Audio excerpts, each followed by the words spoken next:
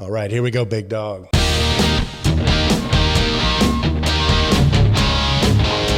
You're listening to ControlTalk Now, the Smart Buildings Podcast. With the man, the myth, the legend, Ken Smyers and Eric Stromquist. ControlTalk Now, the weekly podcast with building automation and smart building control news you can use. Now, here's Eric. Hi, welcome to Control Talk Now for the week ending February 28, 2016. My name is Eric Stromquist, and you're watching or listening to Control Talk Now, your Smart Buildings VideoCast and Podcast. I am joined, as usual, by the man, the myth, the legend, the one, the only Kenny Smyers from Pittsburgh, Pennsylvania. Kenny, welcome to the show. Big dog. Thank you very much, Eric. I'll tell you what, I'm glad to be here again. It's always a good sign to be up and out for the show. It's a beautiful spring day here in Pittsburgh. It's February 28th. I can't believe it's 55 degrees. It's almost golfing weather, and the birds are twitterpating. It's just, it's almost spring. What about down there in Georgia? Well, you know, I hadn't been outside yet. As you know, we've this show's been crazy today. We've been victims of the Skype gods today, so it's been brutal. So Kenny and I've had a long day so far, but hey, it does look like the sun is out outside. So hopefully we'll be getting out here once we get the show done. So what do you say we get on with the big dog? We got two big guests this week and a lot to cover. So. We sure do, and we're going to have to go through these posts rather quickly, Eric, because as you said, we have a post with Ed Merwin from Vicon Tritium, and it is just a great update on Ed 4 and the upcoming Niagara Summit 2016. We also have Therese Sullivan from BuildingContext.me, who gave us a preliminary view and insight into the e-zine coming out for Project Haystack. Absolutely, Kenny. Well, let's get right to it. So what was our first post, big dog? Well, the first post was from the COR Advisors. It was the It was the COR Advisors February webcast, redefining the modern workplace experience. And again, another IoT kind of high-techy, presentation on the technologies that are available to collect and analyze data, and what is necessary out of that data, how to restrict that and filter it to what is important, and where things are happening in the building, how people are actually using the space and where they're located. And so it was a great presentation on the technologies that are available to capture operational and occupancy data, and what the meaning for building owners and managers, tenants, and employees, why they've got to keep using these new tools, because they'll realize greater energy savings and operational savings. Good stuff, buddy. Good stuff. Well, I know coming up next, we got one of our many awards videos, Kenny. So how should we break that down this week? Should we do them one at a time, or what do you want to do? Well, I think to give everybody the just due, we should probably just do them one at a time real quick and just shotgun it and let everybody know that there's a beautiful video accompanying this. And we try to highlight the heroes and just the people behind the curtains and to highlight their achievements. So the videos are amazingly well done. Congratulations to you and ControlTrends staff for the video content. Because I tell you, it's just so exciting to see people light up when they won the award and they come up and see that great stage presentation that was captured by the video. So the first one is J2 Innovations wins the Visualization Product of the Year. And we see Scott Muench up there with the trophy in his hand, and Jason Briggs was on stage several times for the great achievements that they've done as a team.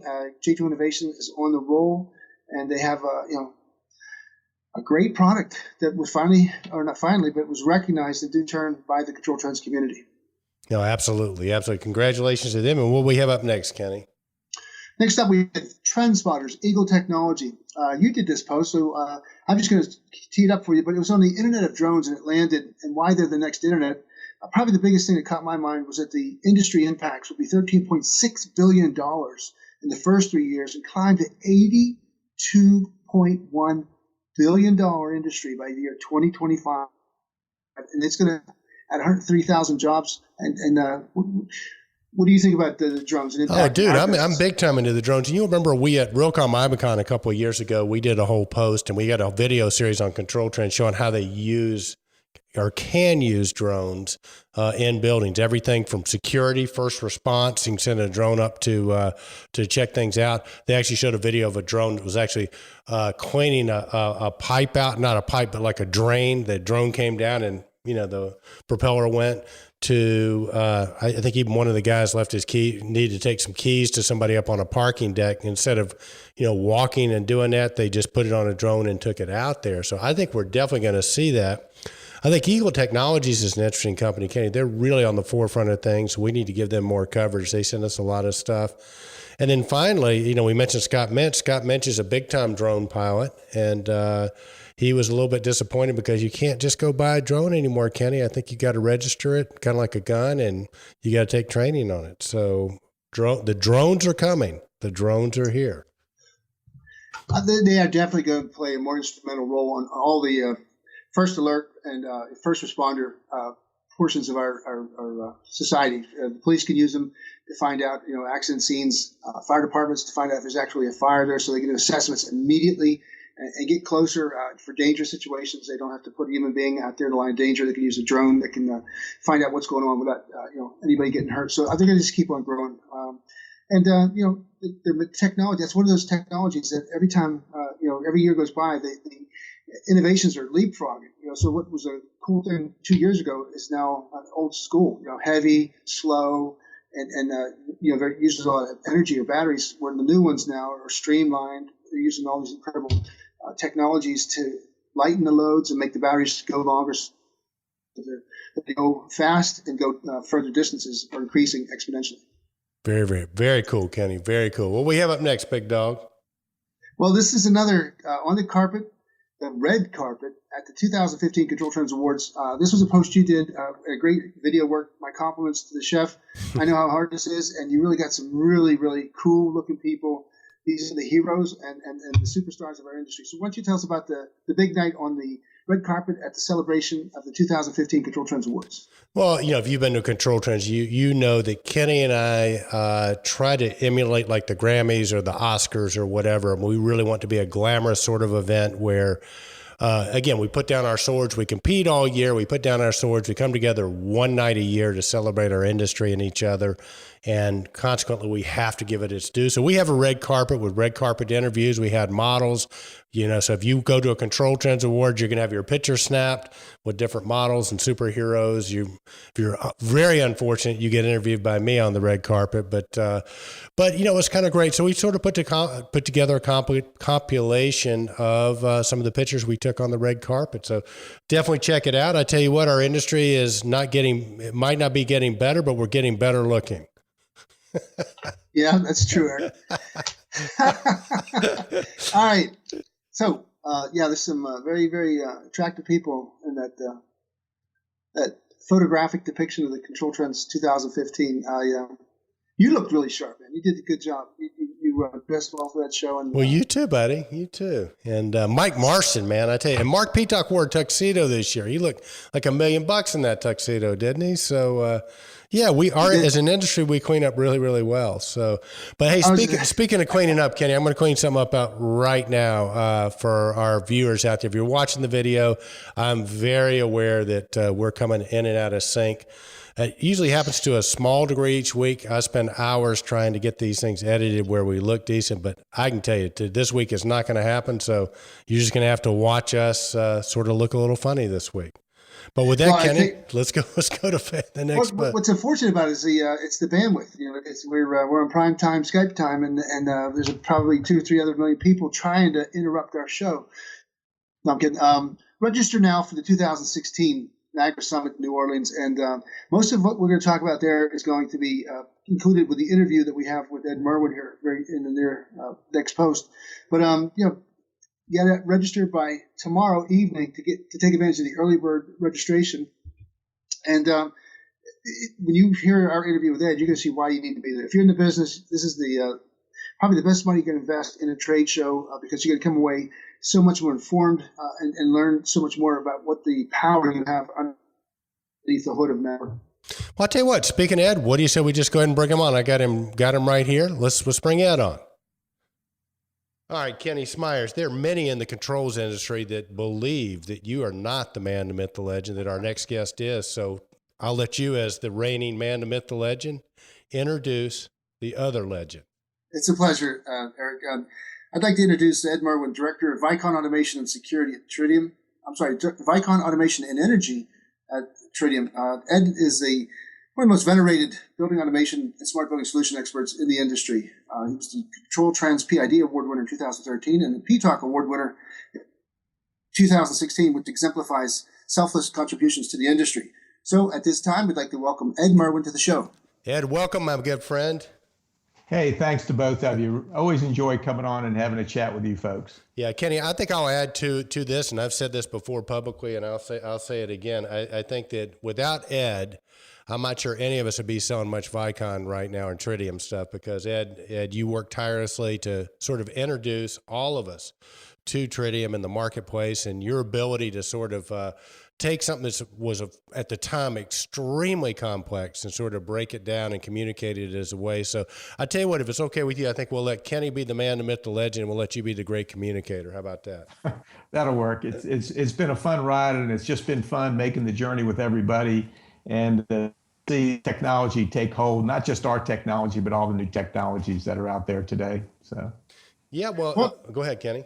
Oh, no, I just think it's been a fundamental paradigm change. Niagara has just changed the way the business, the way we do building automation and integration and HVAC in general. And it's grown. It's grown leaps and bounds. And Niagara 4, of course, has just made that an exponential factor. So, in fact, I think we should jump kind of into it because we got some really good stuff to talk about. And we got a major event coming up in May 2016, the 15th through the 17th. And we got the summit registration coming to a close here, so the early bird, we want people to jump on that. Tomorrow's your last day to get that early bird special, but this is going to be different. Tell us some really important emphasis on what the emphasis on the technical and developer track is going to be this year at 2016 Niagara Summit.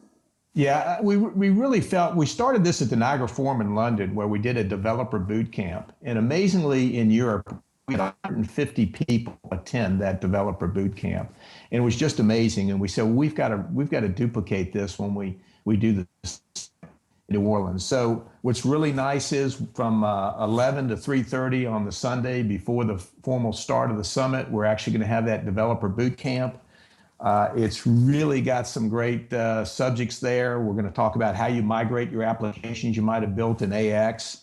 We're going to talk about using some new tools that are out there. And certainly I'm not a developer, but I understand that the building N4 on Gradle and something called IntelliJ will make developing a lot easier. They're going to talk about app development, UI development, and advanced visualization and all the different tools. So everybody's really excited. So the developer boot camp will just allow people to focus all day on that and still get to go to the applications tracks that a lot of developers like to go to both. Now they don't have to make a choice whether they go through the developer track or the applications track. So we're really excited about that.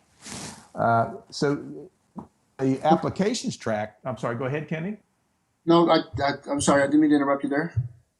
So on the applications track, early on, we got with some of the key people, and this is being led by James Johnson, so you know it has to be good when he's leading the charge for the applications track. But he got together with a lot of the folks at Tritium and in the industry, and we said we have to come up with a track that if I go there, I want to bring my PC, my laptop, and I want to sit down and really get deeply into the new applications in Niagara 4. So what's nice, the app track is going to be 7 deep dive subjects. And the cool thing is we're going to repeat it so that if somebody misses one and wants to go to some other track, they'll have a chance to get into these different programs. And we don't have to worry about overflow in the room. Last time, these tracks were really popular. So we want to make sure we have plenty of room and plenty of chance for people to see them. But we're going to cover some things like web technology, HTML5, and the new dashboards that are built in Niagara 4. We're going to talk about analytics, of course, which everybody's trying to understand. We'll go into the tagging and hierarchy. And what's really nice about this, we have a lot of really key people, not only just James Johnson, but Rick Wazensale is going to participate in doing a lot of that tagging and hierarchy and searching. Then Ross Schwam, who is a new employee. He's one of those young guns that we've been all talking about and that we're really happy to come in. And Ross is going to help us with the analytics and some of the other subjects as well. So So we're going to talk about cybersecurity. Okay, we're going to talk about how do you harden your N4 application and your AX application for that matter. So that's becoming so important. We'll talk about converting your AX to N4. How you go about planning and doing that. What are the keys?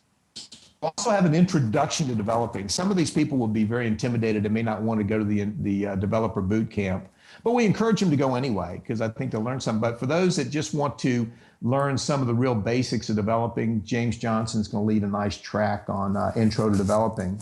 So, and one of the most important things we'll talk about is templates. The cool thing about N4 is now you can build a template for a product or a device or a software application. And when Niagara goes out and discovers it, let's just say we take a cool thermostat application that there's so many of them out there, so many smart thermostats. If I have a template, it'll automatically see the device, it'll substantiate all the points, it'll add all the tags to the system, create the graphics and any logic, and frankly, within seconds, it will be brought into your Niagara 4 application, and you can start working with it right away. So we'll go into the details of how you build a template, which is really quite easy. Even somebody like me can do that, and then how you utilize that. So it's really exciting and very powerful tool that we built in. So we'll go into this deep dive. So the real point here is if you're coming to the summit, bring your application engineers with you. I really think it's really worth it. You're going to get a lot, you're going to get a half day of developing and 7 really hardcore hours of technical training, and you just can't beat it. I'm really excited about it. And James, Ed, I gotta hop in because I tell you what, I think I'm going to give people the real justification for going. Okay, I mean, and first of all, you got to go because with Niagara 4 and all, I mean, you guys are all over it. I'm hearing great things about Niagara 4 in the marketplace. We'll talk about that in a minute. But for all you business owners out there, Ed mentioned a very, very good point. It's kind of like the old sales thing. Don't think 1, don't think 2, think 3 or more. And the reason being, think about it. If you got really good people, you want to keep them motivated. And what better motivation to go get to hear Ed and James Johnson? But the real motivation is the venue. Because you take your employees to New Orleans, they'll remember you forever. They'll work hard. They'll learn stuff. And the bad ones, bring the bad ones along too, because you can get them thrown in jail down there, right, Ed, if you need to. So it's a great way to weed out the old and weed in the new. But in all seriousness, Ed, I mean, there's no doubt about it from just the content you guys are creating. But let's talk just a bit about the venue, because I tell you what, I think you and Jenny were responsible for that. So tell us about the venue. Well, I mean, I think we looked at a lot of different venues, and people said, we've been to the West Coast, we've been to the East Coast, how about somewhere in the middle? And New Orleans works out really well. First of all, the city is rebuilt now beautifully. They've done just a fabulous job. We're at the New Orleans Hyatt, which is right there in the middle of everything. It's a beautiful property, just been renovated. We have the entire property. We're going to have the opening event at Champion Square, which is the square right there beside the Superdome and the hotel. And it's also an inside-outside venue. We'll have jazz bands there. So like you said, not only are you going to bring your people along to learn something, and they will, I assure you they will, they're going to have a great time. So where else can you go get a lot of really good training and have a great time as well? And then one of the most important things is the networking side of this. So when you're not in the training, you're talking with all the young guns are going to be getting together, and they'll be talking to some of the old guns and learning a lot. So it's really just a lot of excitement. And I don't think anybody really ever leaves a summit not saying, I really learned something. I've made some new connections. I know people that made connections at summits 10 years ago, and they still work back and forth together. They trade applications together. So I think it's just a really good and important meeting for people to attend, and I think they'll really enjoy it. No, I think they will too, Ed. And I got to tell a quick story here real quick, because this gives you a flavor for New Orleans, right? So I had a buddy of mine I went to high school with. He wound up going to Tulane University. So we were down there several years ago. I call him up, and he says, dude, you got to go to a place called the Funky Butt. Just ask anybody. They'll tell you how to get there, right? And I'm thinking, this guy's a jokester. Is he kidding? Is this for real or whatever? So I work up my courage and ask, okay? Somebody directs me to this place. It's Wynton Marsalis's brother, okay? And it's literally like you're in a house. I'm sitting literally, Ed, on a couch probably 5 feet away from some of the best jazz music I've ever heard in my life. So, I mean, that's sort of some of the stuff you get in New Orleans you can't get any other place in the world. So I keep going back to think of this as a team building exercise, right? It's a great comment, Eric. It really is.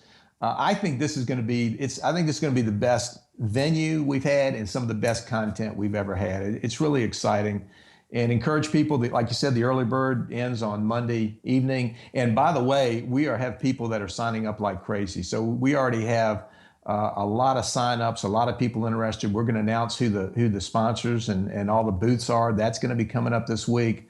And so again, a lot of people are going to be introducing some new products at the show, we understand. So I think it's going to be an important place to be. And we've had a lot of people tell us that they really like coming to our show because the best of the best are there. People already understand our business, and they know when you show them your product, they get it right away. So, well, cycling back to that thing that Eric said about bringing more than one employee, I really think it's vital to bring multiple people from organizations, because I know the technical track's very good, and I know the developing track is going to be very interesting. And who wants to miss James Johnson when he's going to show you some of the revelations of the feature benefits of Niagara 4? But that business track is equally important. And I know for our standpoint, I mean, we got to tell a story, and the story's changed. The evolution of controls and HVAC and building automation, we're just leapfrogging forward with technology. I think it's very important to have a representative in the business track. Tell us about the business and marketing tracks. Yeah, we really have two additional tracks. We call it the technology trends, where we bring in people from outside to tell us about, what's going on in the industry. People from outside of our industry that are on the edge now. Now, we used to say Cisco and IBM were outside our industry. Well, they're in with both feet in our industry today, right? So, but the idea is we want people from the outside to let us know where the general business or technology is going, and those will be exciting tracks. And on the business side, we want people to understand, how can I use Niagara 4 and the technology to really enhance my business and understand what's going on. So that's really set up for the executives, for salespeople and operations people as well, because we'll talk about, how do I take my R2 system and get it up to N4? What are the things I have to worry about? How do I do it? We'll have people that have already done that there, and they'll be explaining how they made that transition. We'll talk about Niagara security at a higher level, cybersecurity in general. And the other thing we're revisiting is lighting. With the changes with LEDs, and we're seeing all the lighting people come into our business now, there's a whole new way of looking at lighting. The lighting people are very interested in building automation and vice versa. So we're bringing in some executives to revisit what is going on with lighting, and that technology is changing. That's going from a commodity to a solutions now.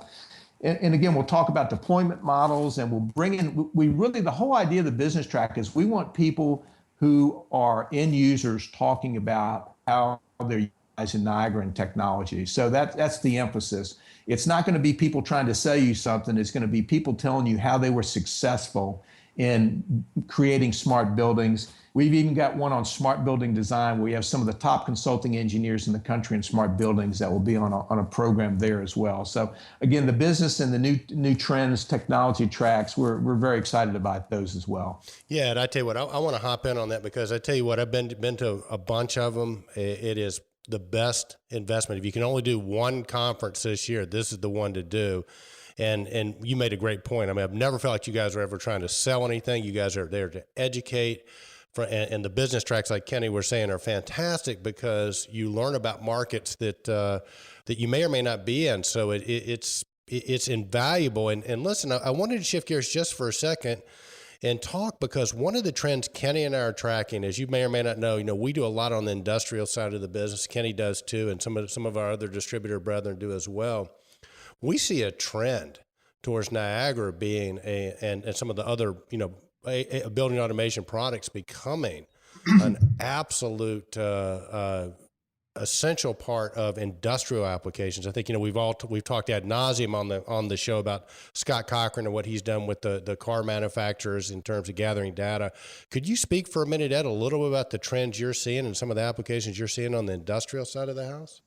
That's a great one, a great question, because we're seeing it as well. And it's actually in the business track. We actually have a very nice industrial track where we're actually going to talk about Niagara in aerospace plant. We're going to talk about it in a paper plant, and we're going to talk about it in a food bottling, a bottling operation. So, and the idea is, it's industrials have been creating and making their products forever, and they've been using PLCs. But what the industry and the industrials are understanding is, you know what, that's not necessarily helping my value. I've got to visualize what's going on my plant floor better so I can optimize it. So we've got a really exciting story about aerospace where they were having a lot of issues with trying to scrap a lot of jobs because the machines just weren't optimized. We were able to go in there and in a project, they were able to install some Niagara and some visualization, saved them tremendous amounts of money. It had nothing to do with energy or meters. It all had to do with actually letting the people on the plant floor better know what's going on inside their machinery. So to see it in a paper plant, in an aerospace plant, in bottling facilities, we're just trying to show, hey, this is really where the new frontier. And there's not a lot of people that understand how to do that. And the industrials are seeking top-notch system integrators to do this. Well, yeah, and I'd be remiss if I didn't say for our industrial listeners in the ControlTrends community, on top of all that, the big plus is you're probably going to spend about a tenth of what it would cost to go with the traditional industrial application. That's the experiences and the feedback we're getting from other distributors. It's the cost point is just phenomenal. So you get a better solution that in terms of visualization, more data, easier to understand, easier to work with, and at the same time, you're spending about a tenth of the cost. Yeah, I think the paradigm is that it used to be in an industrial plant, there's a central control room and 2 or 3 people managed everything. Now the whole idea is get the data to the people on the floor, making the devices and doing the manufacturing and really hit it hard there instead of just watching for alarms to come in. So it's a great point, Eric, and we're able to do it very cost effectively. Well, and I see the things we just said right here are very, very exciting because number one, you said that how this is a view from outside letting us know. And then we're seeing how the Niagara 4 is allowing things that were traditionally non-building automation systems or BMS systems are now optimizing using the Niagara 4.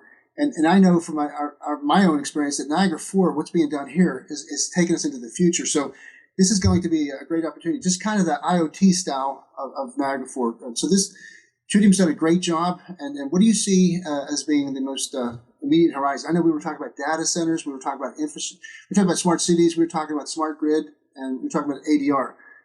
And now we're going beyond that. So in summary, where do you see Niagara 4 in the next... Well, 2 ways. We're going to go smaller, which is what we call the edge, and we have something called Niagara portability. With N4, you can now take N4 and put it on your own device. So if you want to put Niagara on your VAV box controller, your plant controller, it's portable. We can, the code has been kind of refactored such that it will work on, the processors today is so powerful. The processor on your VAV box is almost as powerful as a PC now. And then we're moving things up higher to the enterprise, and everybody wants to talk about the cloud, but we'll also be talking about what does the cloud really mean? It's really services that are out there. So, hey, maybe I'm church and like just backed up, every week automatically somewhere in the cloud, and I know it's safe. So I think what we're saying is we're moving to smaller footprints and then to larger footprints. That's what, and footprints that may not be within your facility. So that's what's really exciting. I think we've done a really good job on the middleware side, and now we're just expanding lower and higher. And we kind of, Nino said that at the last summit, that's where we're going, and we're going to be able to show you some good examples of that at this summit. Very, very cool, Ed. Well, listen, I want to shift gears again real quick, and thank you guys again for your support of the ControlTrends Awards. Man, it was awesome, and without enlightened companies like Tritium helping sponsor that, it just doesn't happen. And congratulations to you guys for all the great awards that you won. Well, we appreciate that. Those events are really good.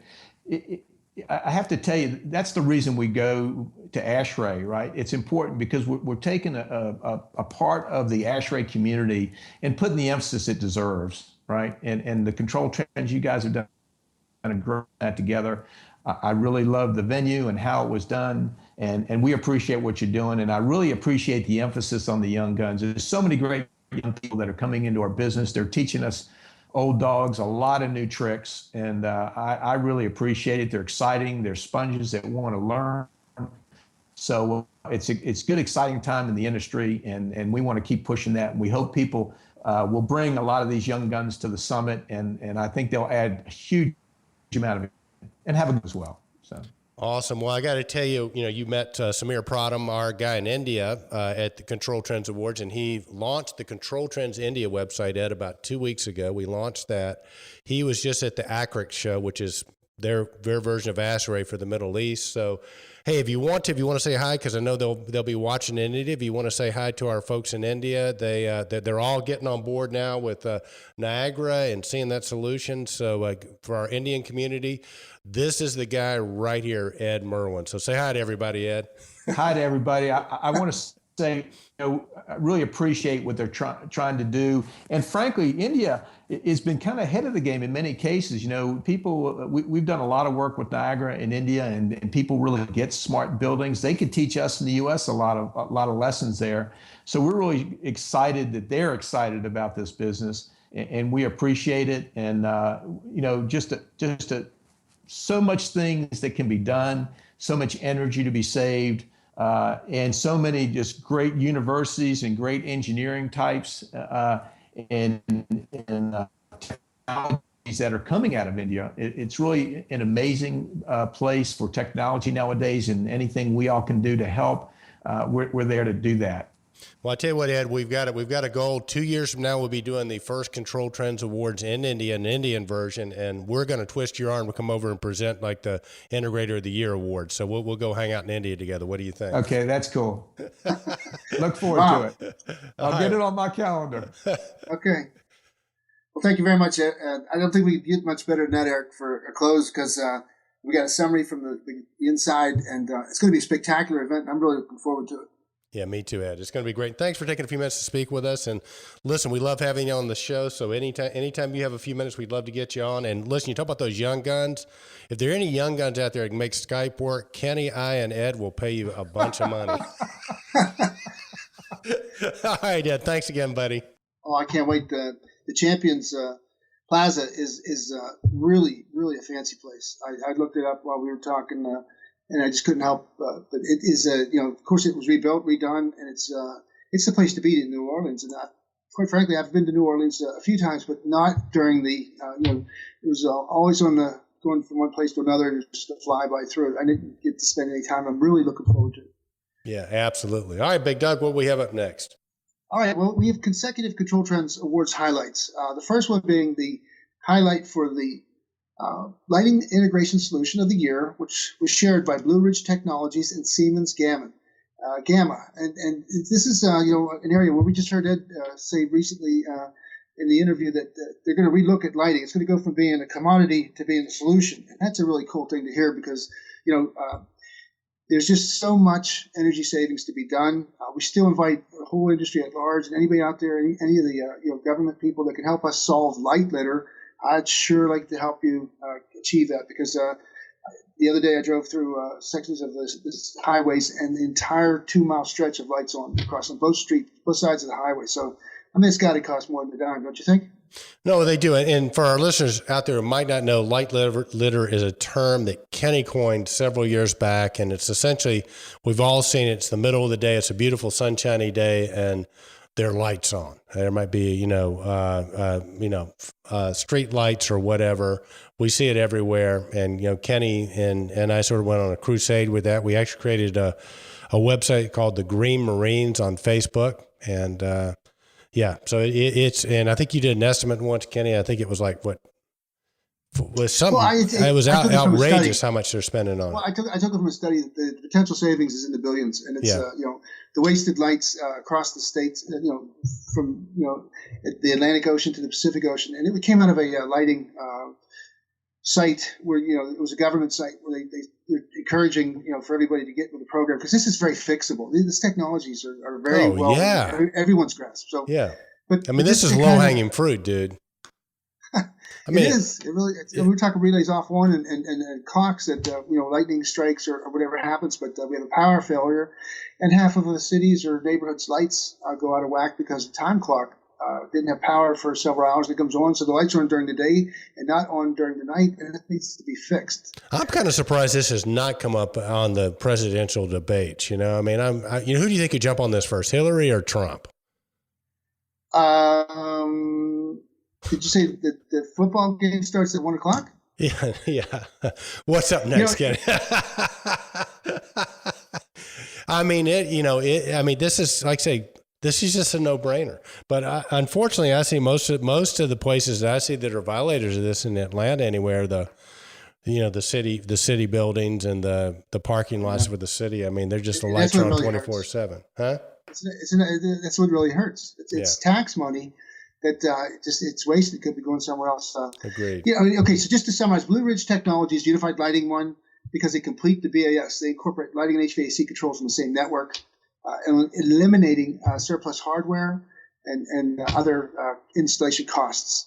Siemens Gamma, their view on this is they provide precisely what your building occupants need, nothing more, nothing less. It's a new integrated control system that can achieve a significant energy savings, and it's associated with Siemens. It's a great brand label out there, and congratulations to both of those winners. No, absolutely. All right, Kenny Smyers. I know we did a lot of awards this week. What do we have up next? Well, we got Belimo, and I'll tell you what, who does it better than Belimo when it comes to best technical support? The look on Gary's face, it just tells it all. Belimo works hard, and they deserved the opportunity for being recognized as a global technical support large manufacturer company, and they won the award. And congratulations to Gary Weber and the outstanding team at Belimo. Oh, absolutely. They have a fantastic team there. So, and then we roll from them, Kenny. Our big news. Tell them about. I think we have to spend some time talking about this. Our man in India, Sameer Pradhan. Well, Sameer Pradhan, the director of ControlTrends India and the managing director of CICC Automation Technologies, it just did an incredible job at the ACREX 2016 in Mumbai. And he interviews the top, probably the C-level and even larger, the government level, the people that ran the ACREX, the people that are managing the Smart City Initiative in India, where 100 cities are going to be brought online. And it's a very aggressive and very progressive attempt to bring their grid up to standards that will exceed our standards because they have the benefit of being new, and they're going to use new technologies. And so what Sameer did was he captured many of the leading players and the principals of the top companies in India that are going to make it happen. So it was a fabulous thing. We're going to have probably 7 more videos after this one. So it's just this is just the tip of the iceberg. And for our viewers that have an interest in India and the manufacturers, vendors, and solution providers that have an interest in India, we have a for you in India, and his name is Sameer Pradhan, and he is our director of ControlTrends India. Yeah, and if you want to check that site out, it's ControlTrends.in. And Sameer will be posting, we'll post some of the content Sameer has, but he's got extensive coverage of this ACREX show. So you'll be able to see the different players that make things happen in India. All right. So with all the stuff going on in the HVAC and smart buildings control trends community, where do you go to find out where you need to be and when you need to be there? Well, we've got a little segment called Ken's Calendar. It's time for Ken's Calendar. Get all the information you need on upcoming events, including training classes, webinars, and conferences. All the event news you need right here, right now. Take it away, Ken. Kenny, let's hear what's happening on Ken's calendar this week. All right, Eric. Well, it's an extensive list, and we do our absolute best to track things down. But this month of March is going to be madness, not just with basketball. There are so many things going on in March. We have Sierra Motors Corporation's webinar, Taking Advantage of the IoT Opportunity. This will be March 9th, 2016, 10 a.m. to 11 a.m. Pacific Standard Time. And this is going to give you an opportunity to develop new business models by taking advantage of the emerging IoT and the IIoT opportunities. Next up, we have the March 16th, 2016 Building Energy Summit. It's going to be held at Ronald Reagan's Building and International Trade Center, D.C. That's March 16th. And then immediately following in the same neighborhood, you have the NFTP. It's in Baltimore, and that's March 22nd through the 24th, and that's going to be at the Baltimore Convention Center. And this is a gigantic show, tremendous networking, and a lot of vendors. So that's a good show to see. We next have the CABA has their at the Handlery, Handlery Hotel in San Diego, California, their Intelligent Buildings and Digital Home Forum. You don't want to miss that if you're in the neighborhood. CABA does a great job. And it's the same at the home in the residential markets. And then wrapping up our Ken's calendar for February 28th is the Niagara Summit 2016. A reminder, a heavy-handed reminder that May 15th through the 18th in New Orleans at the Hyatt Regency, and we're going to have the 2016 Niagara Summit, and hopefully you've had listened to Ed Merwin give you the compelling information, and read Jenny Graves' compelling information why business owners need to have their people there, because this is what's happening in the smart building, intelligent, connected world. Absolutely, Kenny Smyers. There you go. So now you're informed. You know where you need to go. You know where you need to be. Again, special thanks to Ken for Ken's calendar.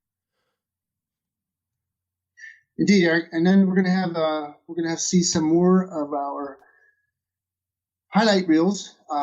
We hope that all the Control Trends community members have an opportunity to just see these things. You've kept them very good, short snippets to capture the award recipient coming up on that stage, and it was a heck of a stage. So this one, the next one up, we have the best technical support from a small manufacturer, which is the Blue Ridge Technologies. Why don't you tell us a little bit about those folks and the gentleman who received the award? Well, I tell you what, Bill Duckelberger is one of my favorite people in the industry. Bill's here. Blue Ridge is right up the road from us. Bill is a guy I just have tremendous respect for. I mean, he's a guy actually started, I think, sweeping the floors at ALC, wound up becoming the CEO of it before he left and went with United Technologies. And then from there, he sort of looked at lighting and realized that lighting was a lot more complicated than it needed to be, especially for building systems integrator. So he created Blue Ridge Technologies. And these guys, Kenny, I tell you, man, they are dialed into how to do lighting control with BAS systems, quality products, easy to use. Encourage you to check these guys out, BlueRidgeTechnologies.com. And if you get a chance to meet Bill or Rocky Moore or any of the folks over there, Vince Dees, they just do a fabulous job. And, Bill reminds me a lot of another one of our favorite executives, Terry Swope from Linkspring. I mean, just a straight shooter. I think they both ride Harleys or did. So both cool guys. Indeed, Eric. And then we go to another highlight reel, and this is again one of our probably most successful vendor manufacturers of a product of all time. So we say congratulations to EasyIO. Easy are the 4-time Control Trends Building Automation Plant Equipment Controller of the Year. And the FG32 Plus didn't really surprise anybody because it has such a global attention. And this global community expressed its continued recognition of EasyIO's powerful open automation and combined area controller capabilities and the features that it has inherent to it. As a web browser already there, has built-in I/O already there, huge data capacity with an SD card already there, and it has the multiple concurrent protocol and services, which is BACnet, Modbus, TCOM, and both server client services for BACnet. And they're certified BTL. So it's just altogether a champion controller that just it's going to be hard to beat because every year they keep upping the ante in hardware, software, and in one unit. So well done, EasyIO. Oh, absolutely. Well, Gordon Chen, Mike Marston, Lim Hunchat, SK Food, the rest of the crew over there, Johan Nishakarad, they do a fantastic job, Kenny. And a little bit like when we were talking with Ed about how the Niagara framework's making its way into the industrial market because it's able to do more for less money and easier to use. We're seeing that EasyIO plant controller being used in all kinds of industrial applications now as well. I mean, they got to do everything from controlling microbreweries to other things. So I think it's just another trend we're spotting where the technologies in our industry, the building automation, smart buildings technology are migrating to being used in industrial applications. So again, congratulations to those guys. And Kenny, speaking of trends, let's bring our next guest on. I'd love to, Eric. Our next guest is Therese Sullivan, founder of BuildingContext.me. Therese has come up with an amazing launch of Haystack Connection Zine. This is a seminal document that's going to change our understanding of Project Haystack. It's one of the most useful research papers I've ever read. It's cool. It's new. It's current. It has an interactive PDF style format, and I just want Therese to say a little bit more about it herself. Therese, welcome to the show. Hey, Hi, welcome, Therese. Thanks for that great introduction, Kenny. Yep, we're very proud of getting this publication out there. I worked closely with Mark Patak and John Petsy to gather all that information. It's got tutorials, it's got news. It really represents, I think, of something the industry has been working together on since 2011. And I don't think we realize until you put it all in one place how much progress we've made yes. So I think that the new interactive PDF format is really cool. I think that it brings in the ability to just in one click get back to stories on automated buildings, get back to stories in ASHRAE Journal. And I leaned heavily, actually, I don't know if you guys noticed this when you read the quotes in there, on listening to ControlTrends podcasts. Podcasts like the one that you did with Scott Muench, talked about Haystack. And I regularly listen to you guys on a Sunday or a Monday. And when I'd hear Haystack, I'd scribble a note, and those pulling together even that multimedia content that you guys create was super fun to do in this format. Well, Therese, we really appreciate it for sure. And I want to echo what Kenny said. I mean, you talk about an innovative way to use different formats. I mean, we're big fans of your work, and what you're doing is very innovative. And are you still doing the flip books? I am still doing the flip books because it's a different purpose. It's just when you see any article that you go, oh, we need that one too, because our industry touches on so many disciplines, so many different technologies that you need to gather them up somewhere. My colleague Ken Sinclair, he likes Pinterest, and basically he uses it the same way I use Flipboard. Yeah, who would have thought Ken Sinclair would be into Pinterest of all things? Huh? I mean, that's what the ladies who knit use, Ken. Yeah, I keep trying to tell, but the thing about Ken is that Ken Sinclair can make anything cool, right? So I might have to get a Pinterest account just because Ken Sinclair's using it. But he too finds like when you see stuff, you got to have some place to put it so you don't lose it. Well, you really do. And it's almost like, one of the themes I think is going to come out on this show, and I think it does very nicely into Haystack Connect, is it really is there's so much information out there. So it's not ever a question of can you find the answer? It's how quickly you can find it. And it's almost like we're all suffering from information overload. So things like Flipbook. That is definitely a theme. And that's a theme inside the magazine itself. Is one of the things that Haystack does is it allows people in our industry, smart building system integrators, to manage overflow of data, to get the information they want from that, and I say waterfall of data that we're up against. And I use that as a theme in the zine, in the Project Haystack. Well, Teresa, we'll circle back to the contents of the e-zine. You start with a great welcome, Haystack around the world. You summarize a lot of things, and then you bring in tutorials, resources, the Haystack news, the upcoming events, milestone achieved, the directory, and then the editor's note, which I thought was awesome. Tell us a little bit about that. Well, hang on, Kenny, real quick. Also, she had a really, really cool analogy that I tell you what, this analogy is so cool and so apropos. And Therese, I tell you what, that's one of the things we love about you is your cleverness. So I think, Kenny, what do you say we offer the first person that reaches out and comments with the correct analogy that we give them a ticket to the ControlTrends Awards next year in Las Vegas, which we've already booked the venue at the Hard Rock. And we'll give you a hint.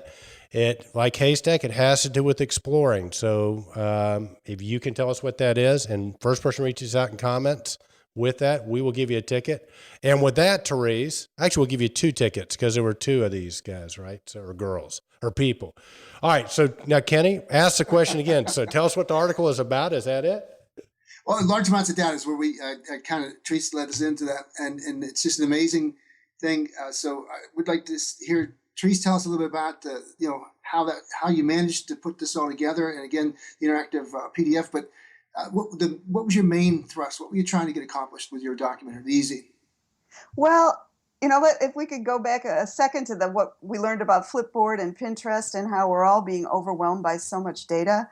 I sort of have my feedback from our industry on the Flipboard was like, especially from, can I say millennials or the young guns in our industry, was like, this is how we like to get information. We like it, the little bit, give us the cookie crumb. If we want to eat the whole cookie, then we'll eat the whole cookie. If we want a cake or a complete meal, we'll go down. They wanted that ability to hunt down how interested they are in something. So really, you could almost consider it a wrapper around all this information. It gives you in one publication the ability to navigate. If you're interested in a case study, go down and read the case study. One of the case studies in there that I do have an advantage here because I have some really cool clients for my marketing content business, like Alturo Associates, like BASSG. And I'm getting all these deep things. So one of the things in there was that because it took this long, about 6 months worked on getting a story in ASHRAE Journal. And it is a great detailed case study of building commissioning, smart commissioning, using data analytics, and moving the analytics into the operations and maintenance phase of the building. If you want to dig down and read that whole case study, the links are there. If you just want to look at a picture of the building and say, oh, this is the cool quote that came from that whole exercise that Alturo is doing, here's the quote of where they see the industry going. So that's how the information is presented. It's presented in kind of like this very visual and hierarchical way. Kind of like Haystack itself. Kind of like Haystack itself. So, Therese, and one of the reason we love talking to you is, you sort of have the perspective of multiple industries. I mean, you've been around Silicon Valley, you've done a lot of different things, and I think one of the things, database stuff with IBM, I've done that for 6 years. Right. So I got questions for you, but I want to start with. And this is a term that I never can pronounce correctly, so Kenny's going to correct me as soon as I say it. But it's what's interesting in our industry is that you've got people that compete fiercely, almost on a daily basis, that have come together to develop this protocol, which is better for the industry. And what's our term, Ken? Co-opetition. Co-opetition. So have you seen things like this in other industries? And do you think this is a trend that we'll continue to see in the building automation controls industry? I think, yes, in the wider building Internet of Things, not just buildings, Internet of Things, but in the general Internet of Things area, this idea of open source, working together on specifically the semantic web, it's much bigger than Haystack. But building out our part, we seem to really be unique and farther ahead than a lot of the other industries. I mean, for example, if you went last week to the Mobile World Conference that happens every year in Europe, I think Barcelona, you have ACREX, all the big mobile companies, and Google, and so ACREX and just all those mobile companies. They're addressing the same problem. That was one of the biggest topics there too, is the semantic web. How do you work together so that people can go farther in this Internet of Things area without the protocol mess? And so, yeah, it's happening in every area of IT. I would say we're farther ahead. Well, it's interesting to me, and it almost makes me wonder if to survive in today's, it sounds like in any industry, but to survive in today's environment, if you're not sort of adopting that mindset, which seems like it's two separate concepts. I'm going to compete with you and try and take you out, but at the same time, I'm going to work with you. I wonder if you can survive if you don't understand that. And I wonder if that's going to become a major in college or something like that. I mean, I wonder if that's going to be like almost a skill in itself and a strategic, type position as well. Yeah, It did I come know out of that Harvard. Yeah, it was a study. Oh, it was, okay. Yeah. Well, Therese, like you're saying, and I really, I love talking to you because, again, it's semantic web, and you go further with less protocols. So what we're seeing here then, Project Haystack represents the BAS and BMS worlds, the HVAC worlds, falling in line with that Internet of Things with the semantic web. And so this is an inevitability that's going to be, it's going to impact every industry. And we're actually in a little bit of a lead here because our industry is starting to get it through the collaboration processes. Like Ken St. Clair always advocates, collaboration gives such an immediate, fix to something that one manufacturer, one vendor can't do, but getting everybody's attention there, get everybody lined up with their resources and their sweet spots and their intelligence, you get things done so much faster and so much better done because everybody kind of agreed with it at the initial effort. Yeah, I mean, the buildings world itself, if you just think about the traditional design, construction, operation, and maintenance cycle, that's a lot of, and you think about it in terms of the semantic web, that's a lot of vocabulary. That's a big piece of the pie. But then when you think, in that world, you're building hospitals and healthcare facilities, and so there you're touching on the healthcare Internet of Things and all the devices and wearables that everybody expects to come out of applying this data-driven approach to healthcare. We know that inside buildings are garages, and that's where cars are going to be, and that's where we're going to have our car chargers in the big commercial buildings, and that brings you into the smart grid. And while those are all sort of separate areas on their own, they come together in buildings. So the real challenge is you can't think of any of these things totally exclusively. Another person and thought leader is Toby Considine on the topic. He was always so involved in OBIX and the semantic web. I mean, he's been talking about this longer and explained, I think in my October editorial, about all these dictionaries have to come together and there won't be one universal ontology, but we'll have a better way of saying, what dictionary does this come from? You're going to make a quote. Does it come from the King James Bible, or does it come from Oxford Dictionary or Webster's Dictionary? You're going to have some sort of thing in the name, a thing being a prefix or a suffix, a tag that says what dictionary this comes from. And so, well, and you actually have the great link just to extol the virtues of your document.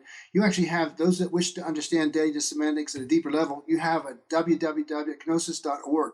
So, I mean, so anybody that's interested, please visit our site or go to Theresa's site and get this document as soon as possible, because then you can just keep digging, like Therese said. But yeah, well, you can, Therese. And listen, so I want to just take it to a whole nother level. So now we're getting all this data, right? And, we've seen the trend with great companies like Sky Foundry and J2 Innovations, DG Logics, and all those people. You're taking the data and you're doing stuff where you can use it and make decisions. And here's a trend. Kenny and I had a chance to interview a guy named Dr. Igor Mezic and John Morris a couple of weeks ago on the show. Don't know if you saw it or not, but they're big into artificial intelligence. They think that's the next big thing. So what are you hearing about that, and sort of how do you see it fitting in our industry? Yeah. I think it's great. And I think it is, it's where the general world of, with all the robotics here in Silicon Valley, I think that the discussion of machine learning in every field is becoming more prevalent. And I have a very simplistic way of looking at it and I think the three of us know enough because we do this website work about what happened in search, what really happened in the last 15 years in search. And we know that there was all the documents let's say, cluttered on the floor, and maybe Yahoo was one of the first to say, everybody's putting up these websites, it's all in HTML, let's make a list in the sky. And the people at Google looked at that and looked at what, I can't remember the names, but all the other Yahoo kind of companies that were making lists of all the websites that were searchable. And the guys at Google, the Sergey Brin and Larry Page, looked at that and said, oh, let's put PageRank in there. Let's not just give a list in the sky. Let's give an algorithm that says, for this type of search, what are the most return, they 4 factors, and then that's what PageRank was, 4 factors and how they rank up in real time. And so PageRank was such an innovation on what Yahoo had done. Then you had something like Facebook and said, oh, that was really cool. All the papers were all over the floor. Someone structured the data. And now we've got PageRank. That's so powerful. Let's get all the people, the commons again, to put all their information in order. And they got the college students first to say what, and run an algorithm against that and give you your Facebook feed. And so that leap to artificial intelligence is kind of what PageRank did, is run an algorithm against it, and don't put, for your variables that determine those, don't put static data in it. Make that an algorithm too. So yeah, so it seems like, and Kenny, correct me if you're wrong, and Therese, I don't know whether I got this right or not, but to me, like, what Yahoo did and all that to me would be equate to like a rules-based thing. If this, then that. And it sounds like what Igor was saying was that they're writing an algorithm that doesn't necessarily even pick the parameters. It looks at a whole bunch of parameters and then sort of artificially figures out what those connections are. So he's saying that they can see connections and possible stress points that you can't get, through even the rules base. So I'm wondering if this time next year, rules base is going to be obsolete. Well, you're right, because when he said he wrote an algorithm, become domain-based. So if you knew your domain well enough, you could take the components of your domain and put it in this algorithm and then come up with optimality. So it was like a different direction than rules-based, because it could apply to engines for aircraft. It could apply to diagnosing heart's failure, and predicting stuff. It was an amazing algorithm. We just got a tip of the iceberg on it, but yeah. Well, and Kenny, it's like Therese, a book Kenny and I have gotten really into is a book called Bold, B-O-L-D. I don't know whether you've read it yet or not, but it's really talking about the trends of the future. And they're talking about artificial intelligence has sort of been redefined from, doing repetitive tasks over and over to actually being able to have cognitive recognitions and stuff like that, where if the trend goes the way he's seeing it, the artificial intelligence is going to be able to think better than we can and make connections that we can't. So it's an interesting time to be in our industry, I think. So yeah, I see that that the data coming from being all over the floor and not structured to becoming more structured through things like Project Haystack, and in other industries too, what they're doing in smart grid and what they're doing in health. It's becoming more structured. And once you get that structured data, you can climb on the shoulders of the algorithm before you to say, oh, what are the important factors? It's kind of cool in a way if you think about back in the days when we were all doing signs and symbols and stuff like that. And then, over the course of probably hundreds of thousands of years, we eventually developed language, right? Where we gave common meaning to things. And it seems like we're almost doing that again with this whole smart buildings and Internet of Things and data stuff, huh? Yeah. Or like when I was doing math, Pythagoras' theorem. You think, you get that in 3rd grade or whatever. And then you realize everything that was really built on Pythagoras' theorem, the whole science of calculus and et cetera. And the idea of, for me, it's kind of like this, what's PageRank? It's a differential equation. And what's the difference between a rule-based and machine learning? It's a differential equation inside a differential equation. Not only do you have the 4 most important factors, how many times it was mentioned, what's your geography, whatever those 4 factors were that they decided these are the best results to show you at this moment. Well, hey, Teresa, it's that all that stuff is changing. It's like a differential equation inside a differential equation. Right. So, Therese, in your article, the last couple of paragraphs, you were talking about an event that you went to, I think Jim Young was at, out in Silicon Valley. Can you tell us a little bit about that? Well, I almost feel like we'll give them a little plug. It was a warm-up exercise for Realcomm IBCon Silicon Valley, which is coming up in June. You going to be there this year? Oh, totally, because I live around here. Awesome. Well, we'll come see you. Yeah. Of course. So I think that Jim Young is spending a little bit more time up here, but I think that this, the VLab thing, we have a lot of meetups around here. And of course, it's very exciting. There's so much technology happening in Silicon Valley. So the money is here with our VCs on Sand Hill Road. And we have all these incubator type Y Combinators and 500 startups, and everybody's looking for the next cool thing to do. And that's what this kind of event, this VLab event that happened near Stanford campus last week was about. And it was specifically on smart buildings. Jim Young moderated it. It had some of our favorite people up on the podium, being like Lucid Design and Building Robotics.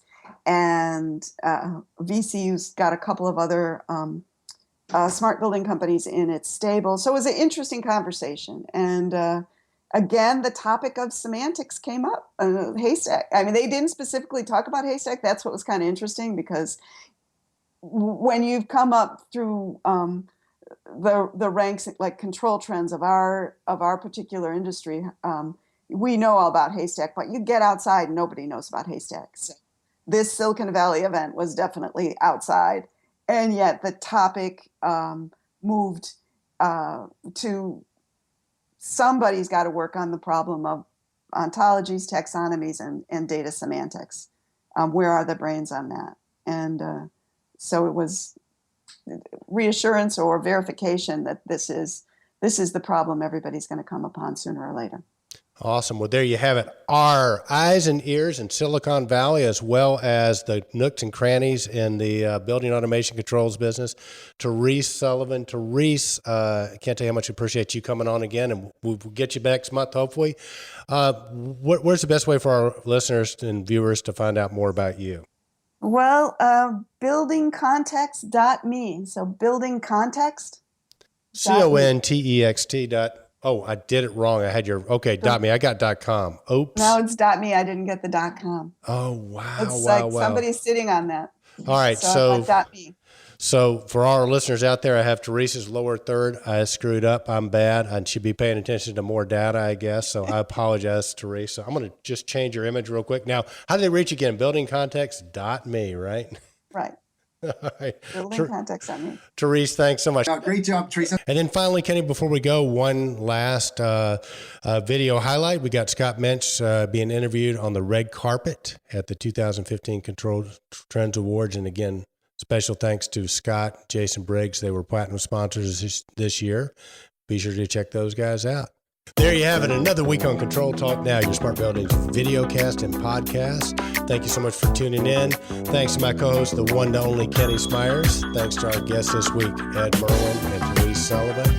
So with that, we'll tell you to have a great week. And remember, stay in control. Indeed, Eric. Indeed, Kenny Smyers.